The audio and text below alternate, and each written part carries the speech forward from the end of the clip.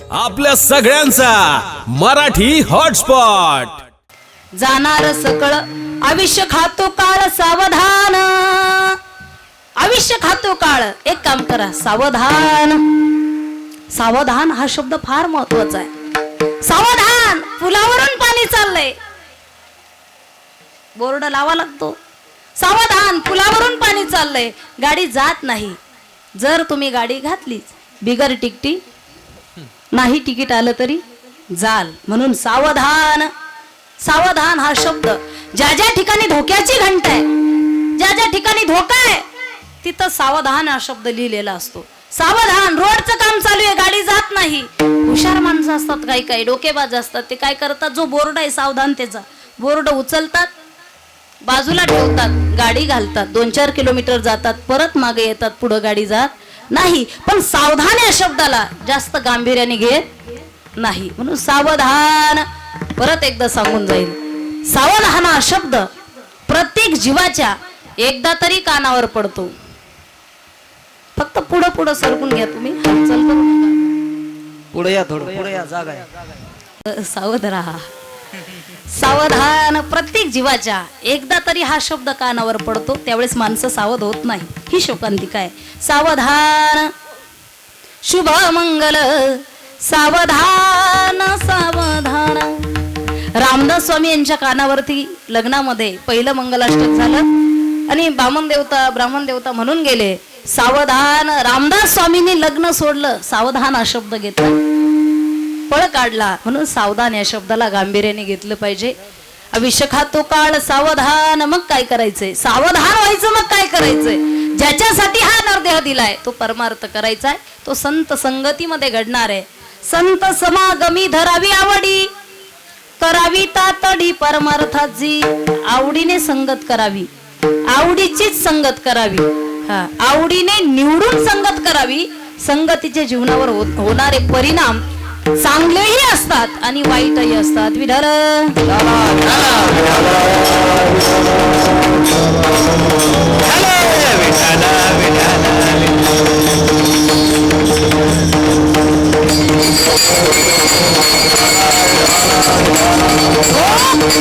म्हणून एक काम करा, जो सावध झाला त्याने काय करायचंय? संत समागमी धरावी आवडी, करावी तातडी परमार्थाची. याच्या करता तुम्ही असं जगा. तुका म्हणे इह लोकीच्या व्यवहारे, नका डोळे धुरे भरून राहो. लौकिक जीवनामध्ये डोळे उघडे ठेवून लौकिक जीवन पाहताय, माझं माझं म्हणताय. माझं म्हटलं म्हणजे उपाधी लागते. हे माझं, ते माझं, माझं म्हटलं की उपाधी लागते. आता 5-6 दिवसापूर्वी मी पंढरपूरला कीर्तनाला गेले होते. कीर्तनाचा कार्यक्रम झाला, बसू द्या त्यांना, शांत बसा, बोल. कार्यक्रम झाल्याच्या नंतर एका घरामध्ये आमची बैठक होती. मी तिथं बसले. एक आईसाहेब मला भेटायला आल्या, एक आजी भेटायला आल्या.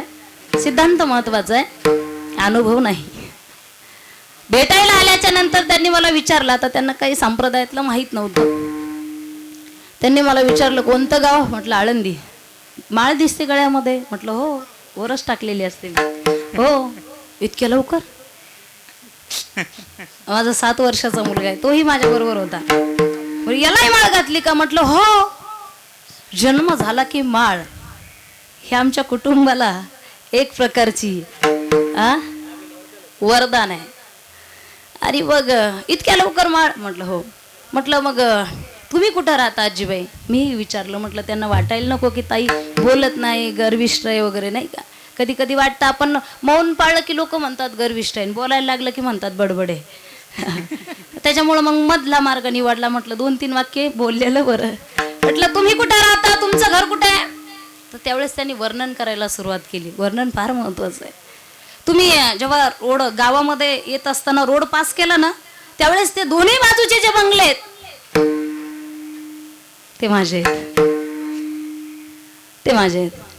आणि गावाच्या बाहेर जो ऊस दिसतो ना, त्या केळी दिसतात ना, ते सगळं शेत माझं आहे.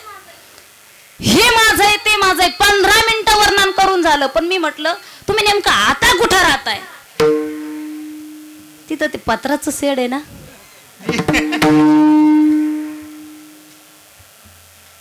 तिथं मी राहते. मग बंगले कोणाचे आहेत?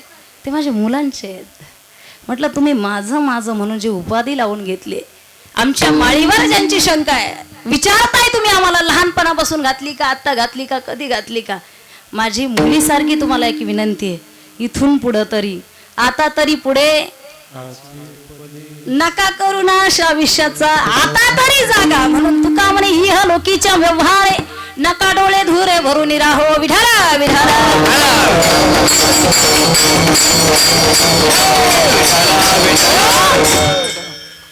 जेव्हा तुकोबर आहे लोकांना उपदेश करायला लागले, कारण हा उपदेश पर अभंग आहे. उपदेश करणं एवढी सोपी गोष्ट नाही. तुम्ही करा मग लोकांना सांगा, असा उपदेश माणसाच्या जीवनामध्ये पाहिजे. मग आता एखादा माणूस तुम्हाला पडल्या पडल्या म्हणत असेल, ऐ तुम्हाला माहितीये का आज गावात कीर्तन आहे, तुम्ही जा कीर्तनाला, आणि तुम्ही मी आराम करतो ना जरा, हा जसा उपदेश करणं चुकीचं आहे. आषाढी पंढरीची वारी आली की काही काही गावातले लोक म्हणतात, माळकरी दिसलं पंढरपूरला जायचं नाही का, जा पंढरपूरला. तुम्ही आमच्या मागं काम असतात, तुमच्या मागं काम आहे, ठीक आहे तुमच्या पुरतं, पण तुम्ही आम्हाला सांगू नका. हा ज्ञानी माणसा नाही, ज्ञानी माणसाला उपदेश करावा. ज्याला पखवाजातलं माहिती आहे त्यांनीच सांगावं. ज्यांनी कधी पाहिलंच नाही मग तो म्हणतो नाही नाही असा नाही, असा वाजवला पाहिजे, कणिक धुमाकून नाही शाहीकून लावलं पाहिजे. अरे येड्या तुला कळायचं कधी? त्यातला ज्ञात माणूस पाहिजे, ज्ञानी माणूस पाहिजे. तसं तुकोबाराय लोकांना उपदेश करायला लागले. लोकांची शंका आहे, तुम्ही थोडं अलीकडे या बरं, लोक भिजलेले मला पाहवत नाही, बाकी काही नाही तो. आणि तुम्ही आषाढी वारीला जा, हा जसा उपदेश करणं चुकीचं आहे, पण तसं लोकांनी तुकोबाराय, आता आवाज द्या, पावसाचा आवाज जास्त आहे, तसा तुकोबारायांना लोकांनी प्रश्न विचारला, तुकोबाराय तुम्ही म्हणताय विचार करा, तुम्ही विचार करा म्हणताय, तर तुमच्या जीवनामध्ये तुम्ही विचार करता का? आणि करत जर असाल तर कशाचा विचार करताय, कोणता विचार करताय? ते तुकोबाराय म्हणतात, सारा सारा विचार करा उठावा कंठी विठोबाचे नाम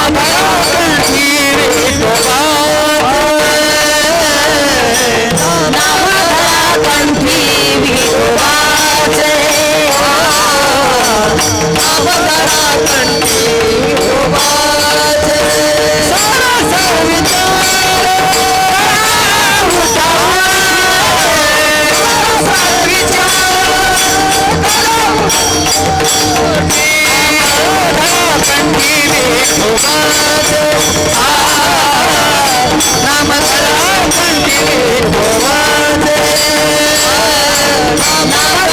कंठी विठोबाचे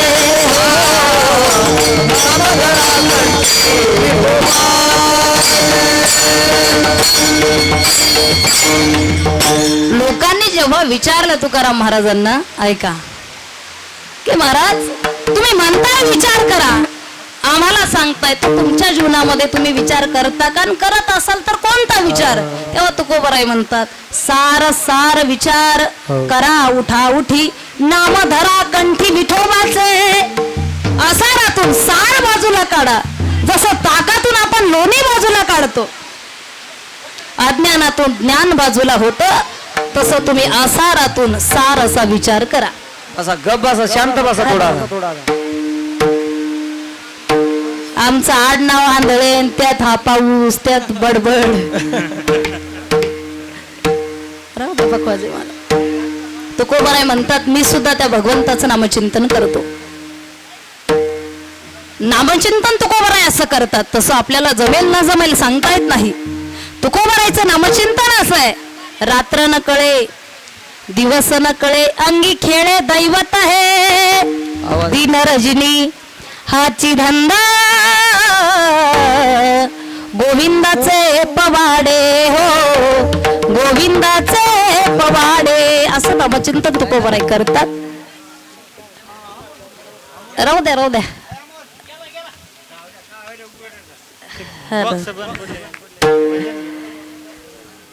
आपण 2 मिनिटं भजन घेऊ म्हणजे यांचं होईल. श्री कृष्ण गोविंद हरे मुरारी, ए नाथ नारायण वासुदेव.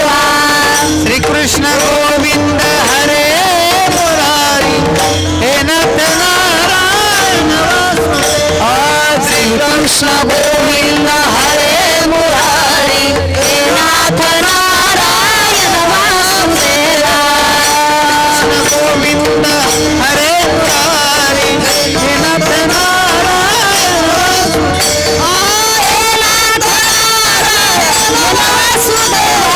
हे नाथ नारायण वासुदेवा हे नाथ नारायण वासुदेवा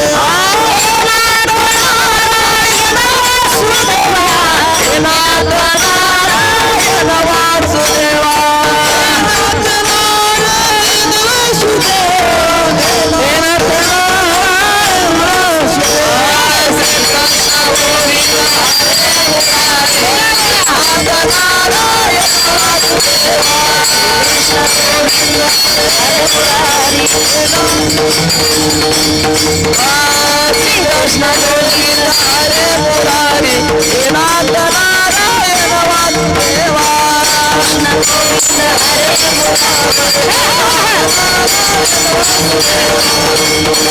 गोविंद हरे मुरारी वासुदेवा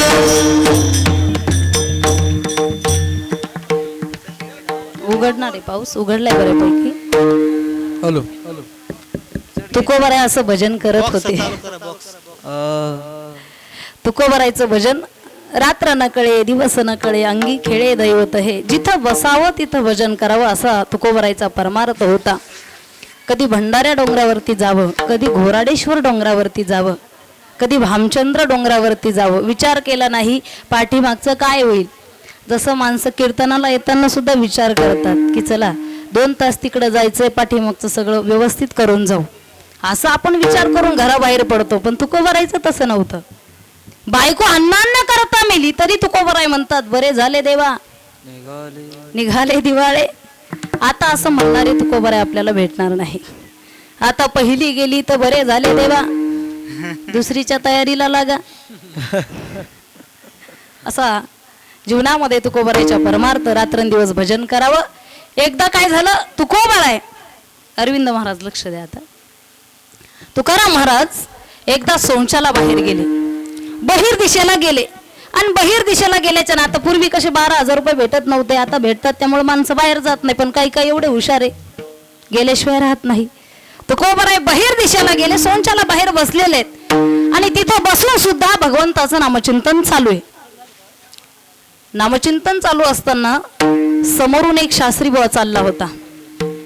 त्या शास्त्री बुवाने पाहिलं की ज्या भगवंताचं नामचिंतन मंगलानांचे मंगलम, मंगलापेक्षा मंगल आहे, पवित्रापेक्षा पवित्र आहे, त्या भगवंताचं नामचिंतन या ठिकाणी तुकोबराय अमंगल ठिकाणी घेत आहे. अपवित्र ठिकाणी बसलेले, अमंगल ठिकाणी बसलेले. आणि अशाही स्थितीमध्ये तुकोबराय त्या ठिकाणी भजन चालू आहे. त्या शास्त्री बुवाला राग आला. आणि राग आल्याच्या नंतर शास्त्री बुवा बोलू लागले. लक्ष द्या, विनंती आहे तुम्हाला, लक्ष द्या. शास्त्री बुवा बोलू लागले. आणि तसंही महाराजांना बोलणं सोपंच आहे. एखाद्या ठिकाणी गाडी थांबून चहा प्यायचं म्हटलं तरी विचार करावा लागतो. हा, बोर्ड वाचावा लागतो, आपलाच आहे की. शास्त्री बुवा चालत असताना सहज बोलून गेले, ओ तुकाराम महाराज. म्हणे काय, अहो कळत नाही का तुम्हाला. म्हणे काय झालं, अहो कळत नाही तुम्हाला, तुम्ही सोंचाला बसलात, अमंगल ठिकाणी बसलाय, आणि त्या भगवंताचं मंगल असं नामचिंतन इथं बसून करताय. कळत नाही तुम्हाला, कळत नाही का. ज्यावेळेस शास्त्री बुवा असं बोलायला लागले, तुकोबराय बोलतायत, तुम्ही म्हणताय ते बरोबर आहे, तुम्ही जे म्हणताय ते कळतही मला, सर्व काही लक्षात येतं की भगवंताचं नामचिंतन मंगल आहे, पवित्र आहे. आणि मी अमंगल ठिकाणी बसलेलो आहोत तरी सुद्धा माझी वाणी माझं ऐकत नाही, माझं तोंड शांत राहत नाही, माझी वाणी ऐकत नाही. माझी मज झाली अनावर वाचा, छंद या नामाचा घेतलासी. माझी वाचा त्या ठिकाणी अनावर झाली, ही ऐकतच नाही. त्या वाणीला कळतच नाही मी कुठं बसलेलो, मी कुठं बसलेला आहे, ह्या वाणीला कळत नाही, वाणी ऐकत नाही. शास्त्री बाबा म्हटले, मग तुमची वाणी ऐकत नाही, तुमचं तोंड शांत बसत नाही, मग एक काम करा ना. म्हणे काय, तोंड दाबून धरा ना. म्हटले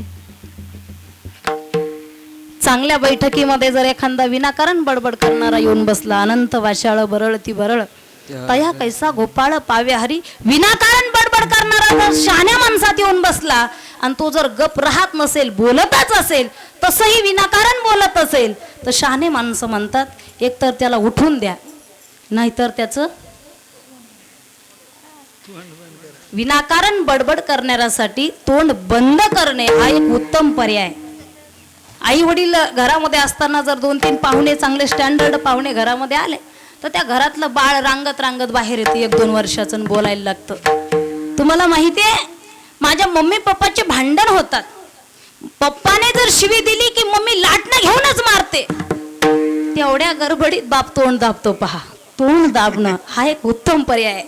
शास्त्री बुवा म्हटले, तुकाराम महाराज तुम्ही म्हणताय तुमची वाणी ऐकत नाही, तोंड शांत बसत नाही, तर एक काम करा म्हणे. कोणतं? तुमचं तोंड दाबून धरा म्हटले. तुमचं तोंड दाबून धरा. तुकोबराय म्हटले, उत्तम पर्याय, चांगला आहे, सुंदर आहे, पण तुम्हीच एक काम करा, तुम्हीच माझं तोंड दाबा म्हटले. चमत्कार. शास्त्री बुवाने तुकाराम महाराजांचं तोंड दाबलं. परमार्थाचा चमत्कार असा झाला, तुकोबरायच्या शरीरातला परमार्थाचा संचार शास्त्री बुवाच्या अंगात शिरला आणि शास्त्री बुवा त्या ठिकाणी भगवंताचं नामचिंतन करू लागले. बोलावा विठ्ठल, पाहावा विठ्ठल, करावा विठ्ठल, जीवे भावे, करावा विठ्ठल, जीवे भावे. तुकोबरायचा संचार शास्त्री बुवाच्या अंगात शिरला आणि ते तुकोबराय जे स्वतः करतायत, स्वतः चांगला विचार करतायत, विठोबाचं नामचिंतन करताय, ते तुकोबराय म्हटले सामान्य जीवाला एक उपदेश आहे, छोटासा आहे, पण तुमच्या कल्याणा करताय एक उपदेश आहे. असा उपदेश आहे अभंगाचं प्रथम चरण. क्षणाची करा विचार, क्षणाची करा विचार,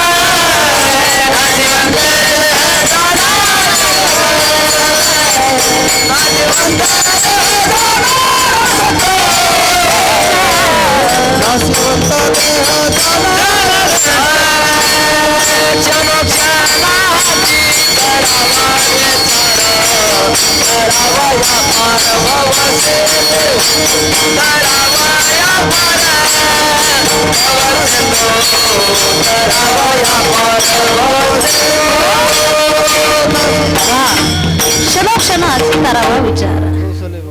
आपल्या सगळ्यांचा मराठी हॉटस्पॉट.